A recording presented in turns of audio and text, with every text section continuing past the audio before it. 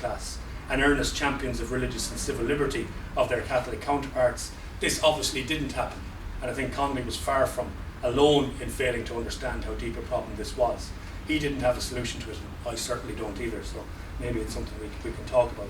Also important to stress that Connolly himself, even though he was often a bitter critic of the Catholic Church, he did struggle with the fact that the majority of the Irish working class were Catholic and that many of them clung to Catholicism. And he disagreed with some socialists in the United States, for example, who he thought were too crudely critical of religion. Also interesting, on his deathbed, just before his execution, he asked his wife Lily, who's from a Protestant background, a domestic servant originally from Wicklow, to convert to Catholicism, which she does do. So again, this is, I think, an interesting point about his life, which does point up as well to contradictions in Connolly's thought. And obviously it would be pretty unfair to judge a person by what they do on the day before, a few hours before they're executed. But I think it does show again the complexity of the society Connolly lived in. In any discussion of Connolly's life, there's going to be unavoidable what-ifs. What if he had been the leader of the transport workers rather than Larkin? What if he'd taken a different role in 1915 or 1916? And as I said, there's obviously numerous rival claims to his legacy. Also important to judge him in the context of his time and as a human being. He wasn't a saint. I do think as we begin to move into what's going to be a decade of centenaries, not beginning with 1913, but coming up soon to 1913, I think it's important that we continue to stress that Connolly's legacy does have a relevance for today, and that his discussion about class is still important. Because I think there is a danger in that if the efforts of everyone is put into commemorating 1916, that it becomes, or 1913, it becomes the acceptable face of Labour history. And it becomes, in fact, a sop to the Labour and trade union constituency. When people like John Bruton, for example, and Enda Kenny are saying that 1913 should be part of the decade of centenaries, in some ways it shows that they're not really afraid of the memory of 1913. And I think that's interesting because there are very few people in Irish society, even on the right, who will openly attack the workers' side in 1913. You'll have very few people who will argue William Martin Murphy was right. He has one sympathetic biographer. You may have, one of the professional hysterics like Kevin Myers who might come out with an article just to try and ruffle a few feathers. But I don't think even IBEC will come out with a ringing defence of the Dublin employers next year. Instead, there'll be a commemoration of 1913, and then what people will hope will happen is that that's Labour done and dusted. We can move on to 1916, then we can move on to 1919, we can move on to the War of Independence. I think it's important to stress that the story of Labour didn't end in 1913, that the Irish Transport Union was a much far bigger organisation by 1920, when it had over 100,000 members, half of them in the countryside. The general strike of April 1918 against conscription. The following day, the Irish Times, in its editorial, says that the day of Labour has come. It's been proved by this strike. You have at least 4 more general strikes during the War of Independence, a very high level of industrial and political mobilisation, some of it linked to the independence struggle, such as the boycott of British transport, for example. Others not necessarily linked to the national struggle. Dozens of rural Soviets, for example, workplace takeovers, local strikes, right into 1922, when the new Free State Army set up a special infantry corps, not to fight the anti-treaty IRA, but to bring an end to small farmers and labourers' strikes in County Wexford, and then also to be used against post office workers on strike in Dublin. So I think it's important that when we look at this coming decade of centenaries, we examine the role of Labour in its broadest sense, not simply in 1913, and we don't fall into the trap of 1913 is extremely significant and very important, but that we also see that there's a longer study. And we also look at the problematic aspects. Belfast, for example, where in 1919 there's thousands of workers, both Catholic and Protestant, on strike together, but by 1920 Catholics being driven from workplaces like the shipyards. All should be remembered and re-examined. Connolly is a giant of Irish history, not just of Labour history, but of Irish history. And I think whatever criticisms you can make of his life and work, you have to recognise that for me, his central relevance is still that he asked those big questions about who rules Ireland and why people remain exploited in the 21st century. Thank you.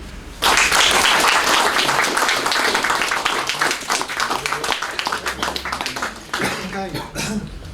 I think we've had 2 very good presentations there in relation to Hanley, and I think Sean's forward a hell of a lot of his own personal experience in terms of being a Republican and a socialist, and charted his own life through the 30s and 40s, his experience in growing up in Ireland and trying to understand and champion the cause of Connolly.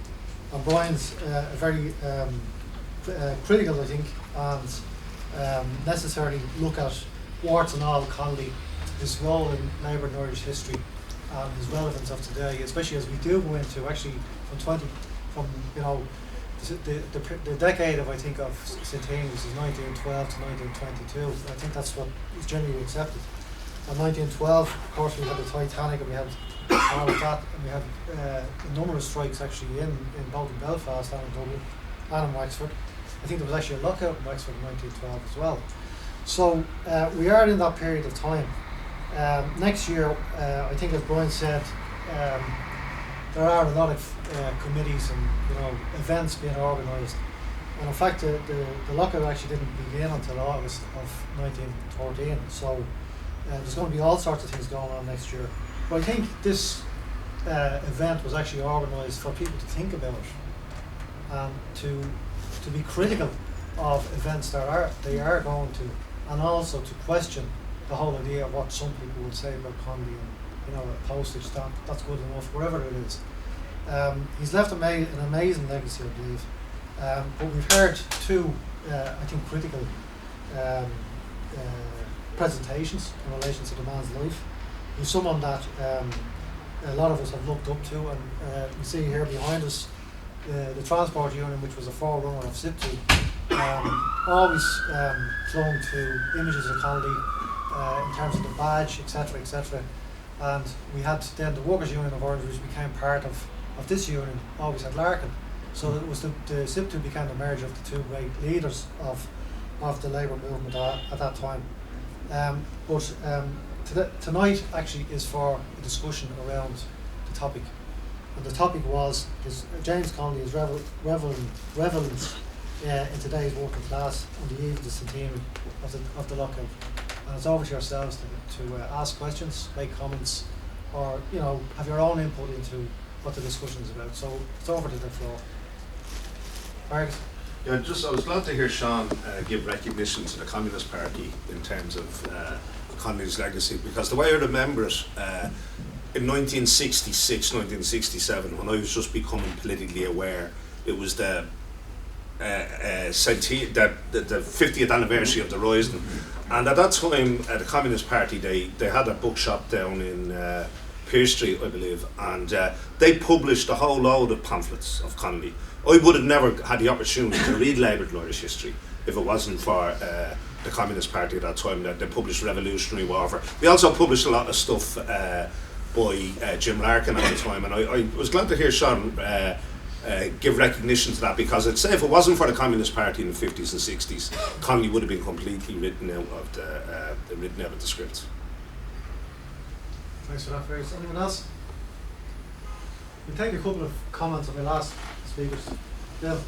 A question for Sean. Looking at the development of Sinn Féin, I'm referring of course to provisional Sinn Féin,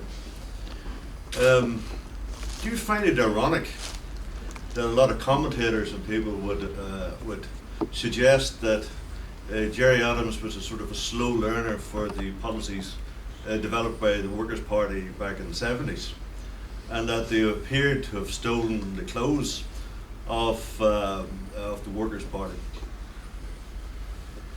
Before he answers, does anyone else take another one? Anyone else?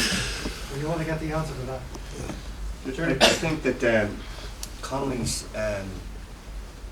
right through his life, his whole approach to internationalism was a very important factor of where he saw himself, and I think it's very pertinent now to us within the EU, where we've hundreds of people from all sorts of countries travelling freely throughout the EU and working, and that I think the whole idea of internationalism as a concept for socialists should be something that we need to hammer home to avoid falling into the trap of racism, because I think that racism is something that we have to be forever watchful of, particularly in Europe now, because there is a raise of the rate in Europe, and I think that Connolly put us with all the work he did in America, with all the different ethnic groups, as the previous speaker mentioned, learned so much and went beyond the narrow confines of just Ireland, whereas the other leaders would have just confined themselves to the problems within Ireland. Connolly had a concept as an internationalist. I think that's very important. Okay. John, do you want to answer the first one there? Maybe Brian might comment on the second one. But actually, the point of made is just when we were coming here to the meeting tonight, it's our friend Tom Mitchell, and Tom actually quoted to me the remarks of Superintendent to Connolly some years ago in reference to the point you're making, that Carl is supposed to have said that we were right, but we were too late. Jerry Adams was definitely right, or we were too early. But Jerry Adams was never right, he's too late or whatever. And then Rory O'Brien would never be right. But, I can't recall Carl saying it myself, but the point you're making about Jerry Adams, I don't think he learned anything from the official IRA or the Workers' Party in that respect. That like they developed their own course and they're part and parcel of the establishment in the north, and they're looking to be part of the parcel of the establishment in the south. And I don't see that whatever they may say or do, like they are not making any significant inroads into building a socialist organisation. And I think that time will prove that.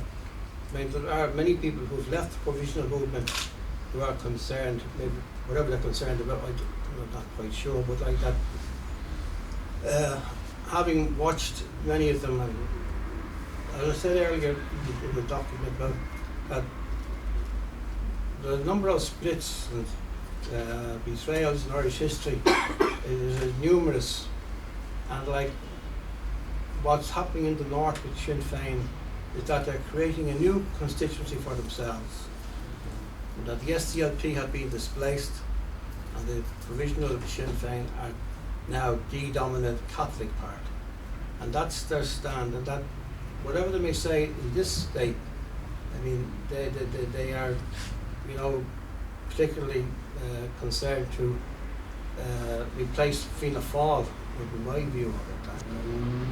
And they may try and displace elements of Labour, but in the main they are firmly entrenched in the nationalist Catholic tradition.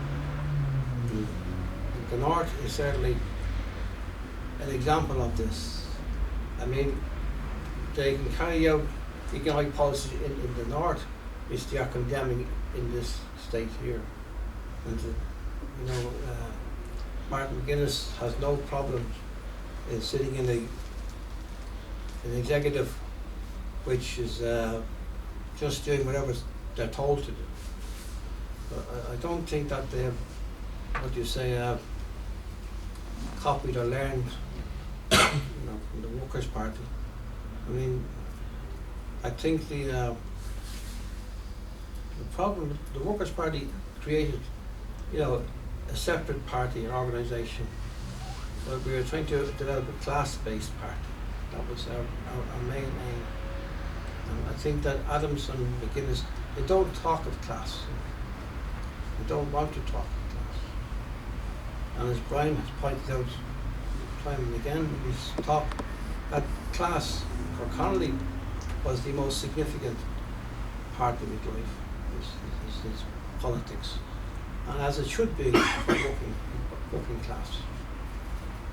I don't know if that's any help or benefit. Did you want to come in on that point that was made by Jerry there in relation to racism, internationalism and cross-border stuff? Yeah, I mean, I agree with your point, and I think Connolly is relevant in that regard.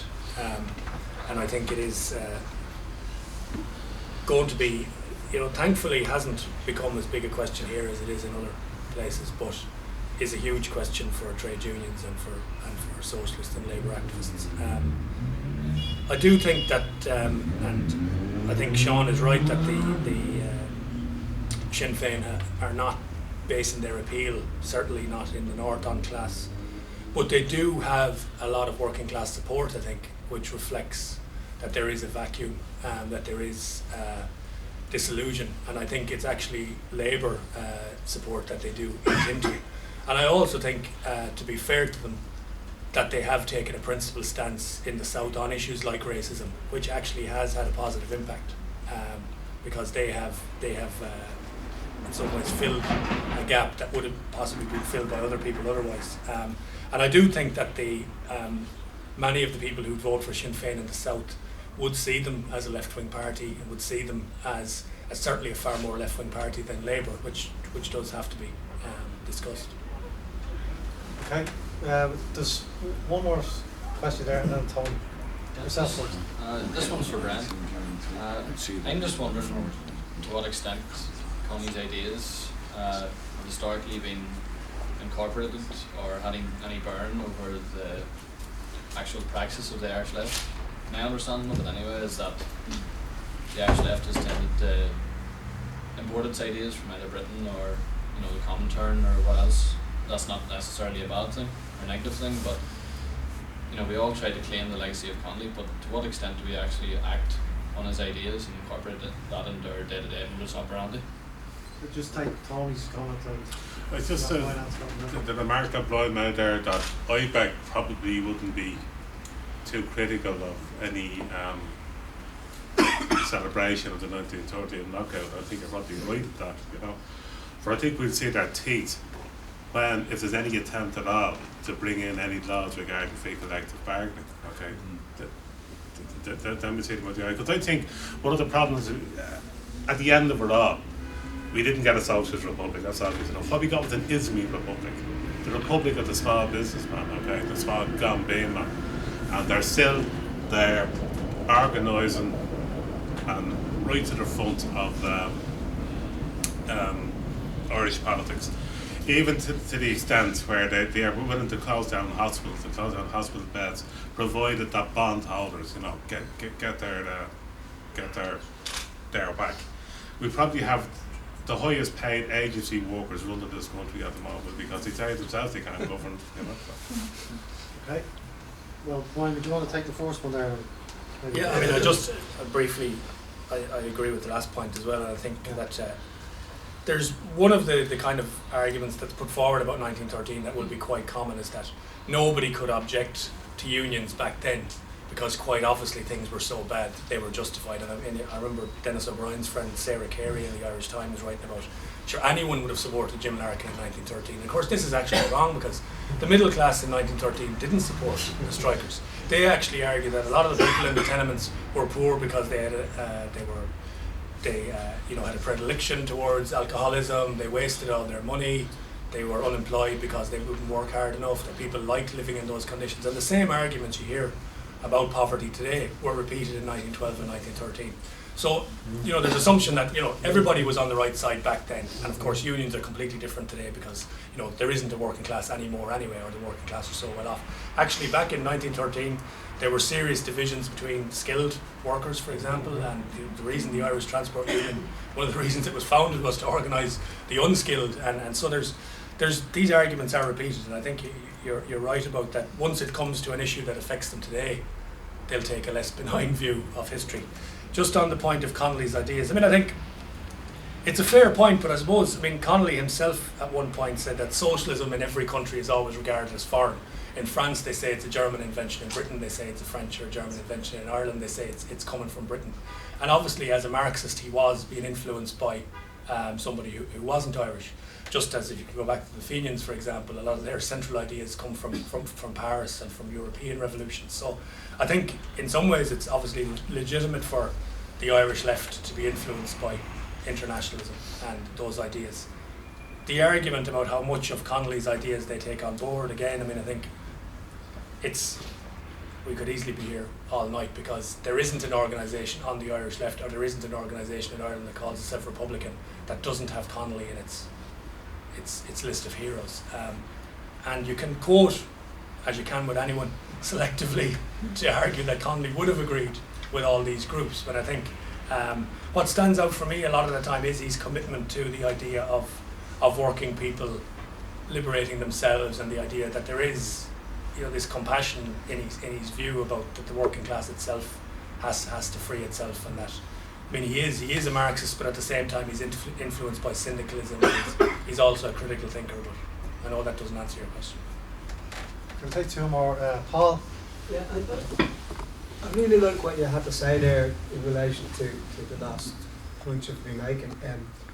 I am concerned about what's happening in relation to 1913 and the relevance to working class people today. And I'm talking about working class people in the tenements of Dublin, which are very, very similar to the tenements of 1913.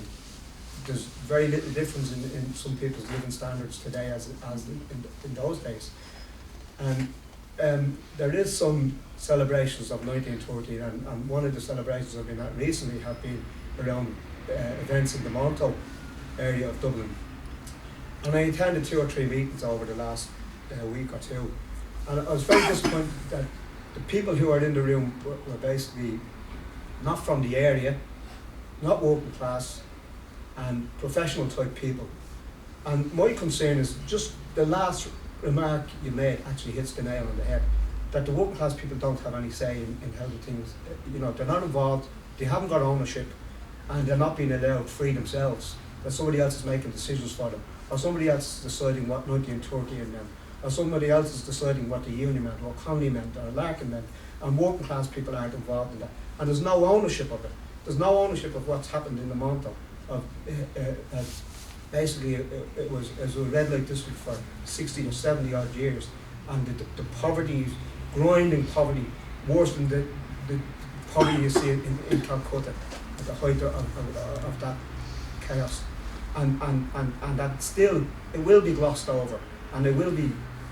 I think you're a historian, not criticising historians, but historians will make some remark about the value of 1913, but the people themselves won't be involved in that and won't realise and take ownership of what that meant and what it means today to them and going forward. Thanks for that, Paul. I'll take one more if anyone wants to come in before we ask both Mick and Dan Connor too. No, it's just that Sinn Féin, Sinn Féin has a lot of support in border areas, Donegal, Cavan, Louth, Meath, and that's not socialist. It's farmers, small business, this type of thing. I think there was 16 even, roughly along the border. That's where the biggest support is. But it's just a thing. It was Brian or Sean, I don't know, spoke of the grinding poverty that Connolly had to deal with himself. And Karen Murphy, some 3 or 4 years ago, done a book on Liddy Connolly, and she explained the poverty that the Connolly family had to live in, and spent their whole life in it. And when you compare that to the people who would claim to be in Connolly's party in Ireland, today on 3,000 or 4,000 a week, and you compare, that's their income, and Connolly's income was a pittance. And of course, if you're on 3,000 or 4,000 a week, you can't have anything in common with the people the poor is speaking. You just haven't got, you don't understand or know what they're suffering. Okay, maybe before we take anyone else, maybe Sean, you want to respond to that point that Paul made there about working class involvement in this, the whole Connolly and 1913 celebration or commemoration. Well, I think everyone recognises that one of the big problems that any working class party faces is in recruiting members, workers who are conscious of their own class and what they stand for. And I think that like people like Lenin and Connolly, I'm sure, like, they place great emphasis on publication. Get people to read their history, to get to know where they stood, what issues they stood on, and that to be able to build on that. And that's why, just from our own experience in the Workers' Party in the 70s, 80s, that we spent a lot of time only on publications, and that we tried to create a class consciousness, because, as I was saying earlier, in Connolly's day, the ignorance, and that was, as Paul was just quoting there, like, people don't know where they're coming from or what they want to do. So it's an educational process, whether through activity or reading, learning, but it's a long, hard struggle all the time, because what we're faced with is a media that does nothing but distort what the left will do. And they will never give credit to left parties who are trying to create a revolution in this country. And I think, just as a matter of industry, today is the 7th of November, the anniversary of the October Revolution in the Soviet Union. And what I said, promised to people, what they did in the early years achieve, was a remarkable achievement that they had to fight against. And again, it was education, educate, agitate, organise. That's still a very relevant and a very important lesson that we have to learn for the left. Great. Conor, did you want to come in? Yeah, I have a brief question and a brief comment as well. The question would be probably primarily to Brian, because a historical point.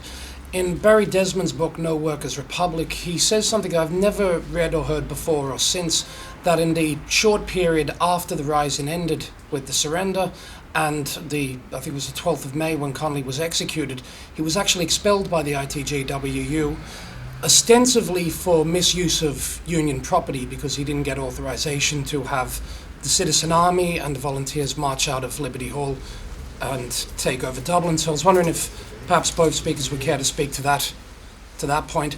And the comment I'd make is, when you made the mention about how, although the slogan was neither king nor Kaiser but Ireland, there was actually much more sympathy for the German side than there was for the Allied side, the tri-party side.